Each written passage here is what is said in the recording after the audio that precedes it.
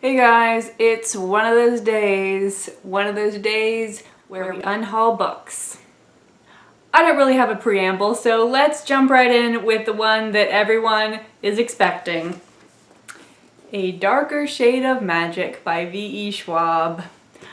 I don't know if you remember my review of this book, but these phrases were involved. So yeah, not really for me, and I'm not going to dedicate shelf space to this.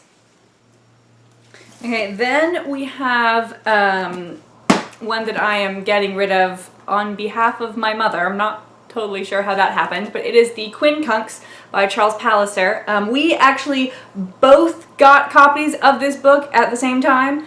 She got the paperback and I got the hardcover. This is how paperback works, in case you didn't know. And she has read it. I have not read mine yet. And she had some enjoyment from it, but doesn't want to keep it. So she gave it to me for some reason, even though I already have one. But I'm just going to give it to the used bookstore. So, to make a reference that nobody will get, this book is kind of like a not quite as good version of The Meaning of Night by Michael Cox, according to my mom. But the real moral of the story is go read The Meaning of Night by Michael Cox. It's so good. Then I have two books that I kind of decided it wasn't going to happen between us quite some time ago. But I got them, they're signed to me. So like I felt weird about getting rid of them, because one day future Libby may regret getting rid of this rare and precious artifact, and also because I don't know if the future owners of these books will appreciate so much having a signature or a note to somebody else. But the first one is Enchanted by Alethea Contis, and the other one is Rebel Spring by Morgan Rhodes. I got both of these at the Nova Teen Book Fest, not last year, but the year before, 2015, as some of us call it. So not this year, but the year before. I'm sorry, guys. I pretty much got these just to have something to be signed by some of the authors. I did enjoy Alethea and Morgan on the panels, but I don't really think that their books are for me. And also, Enchanted is the first book of a 7-book series. That's a lot of books.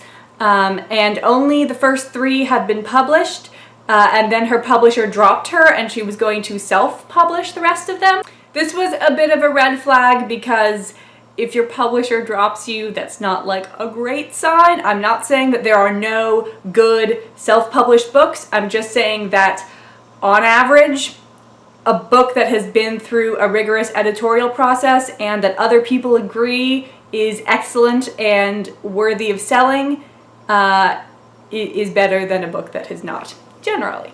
And then Rebel Spring is the second book in the Falling Kingdom series, which is also super long. It's going to be 6 books eventually, and there's also a spin-off series. And this is the second one. I don't own the first one. If this was the first one, they didn't have the first one at Nova Teen Book Fest, so I couldn't buy it. If this was the first one, I might give it a go, but I don't really want to have to buy another book, which I might not like, in order to read this book, which I might not like.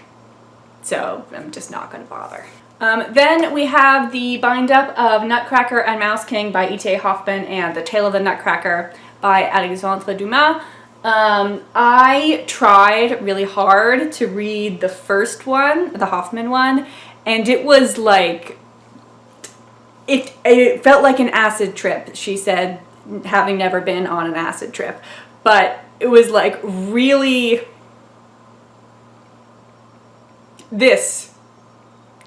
am I communicating effectively? No, I'm sorry. I think it was mainly the translation. I believe that these are public domain translations. That's most Penguin Classic stuff is public domain. So I would be open to reading a more modern translation, but the verbiage was just so, it was so clearly a Victorian children's book. And it was like really fast-paced and really prissy dialogue is not quite the word, but prissy is heading in the right direction.